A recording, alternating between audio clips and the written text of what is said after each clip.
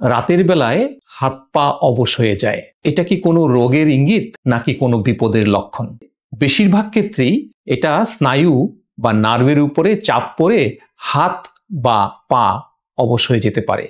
এটি একটি সাধারণ ঘটনা, অনেক সময় হয়ে থাকে এবং কিছু সময়ের জন্য সেটা হয়, অস্থায়ীভাবে হয় এবং কিছুক্ষণ পরে মেসেজ করলে বা একটু নড়াচড়া করলে দেখা যাচ্ছে যে হাত এবং পা আবার ঠিক হয়ে যায়।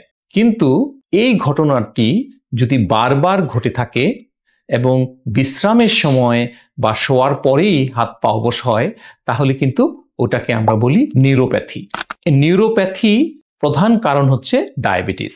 যারা ডায়াবেটিস রোগে ভুগছেন তাদের ক্ষেত্রে এটা খুব সাধারণ ঘটনা, আর যাদের ডায়াবেটিস নেই তাদের ক্ষেত্রে দেখা যাচ্ছে যে এটা ভিটামিনের ঘাটতি হয়। সাধারণত এটা ভিটামিন B12 এর ঘাটতির জন্য হয়ে থাকে এবং ভিটামিন B12 এর যাদের ঘাটতি থাকে সাথে তাদের রক্ত শূন্যতাও থাকে, এনিমিয়া থাকে।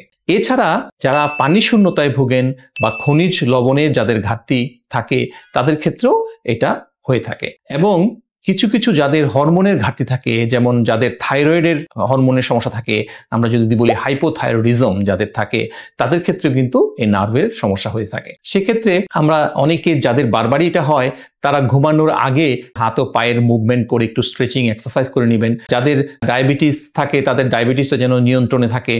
এবং যাদের ক্ষেত্রে আমরা ভিটামিন B12 এর ডেফিসিয়েন্সির কথা বলছি, তারা ভিটামিন B12 যেসব খাদ্যে পাওয়া যায়, এটা কিন্তু আমাদের মাছ মাংস সবচেয়ে বেশি পাওয়া যায় এই ভিটামিন B12। এছাড়া কিছু সবজিতেও পাওয়া যায়, তো বেশিরভাগ ক্ষেত্রে এটা প্রাণীজ প্রোটিন থেকেই আমাদের শরীরে আসে। যাদের ক্ষেত্রে পানি শূন্যতা এবং ইলেকট্রোলাইট ডিস্টারবেন্সটা বেশি হয়, বেশি ঘাম হয়, তাদের ক্ষেত্রে সেই পানি এবং খনিজ লবণটা পূরণ করতে হবে। আর আমরা যেটা বললাম যে ঘুমানোর আগে একটু স্ট্রেচিং এক্সারসাইজ, এটা খুব বেশি উপকার করে।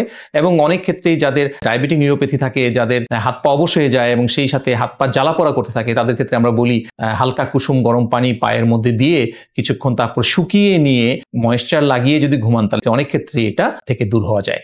আর কিছু কিছু অন্যান্য রোগের ক্ষেত্রে, স্নায়ুবিক রোগের ক্ষেত্রে কিছু ডিমাইলেটিং ডিজিজ আছে, সেটা খুব রেয়ার। সাধারণত ওইটা হলে এটা দীর্ঘমেয়াদী হয় এবং দীর্ঘমেয়াদী চিকিৎসা করতে হয়।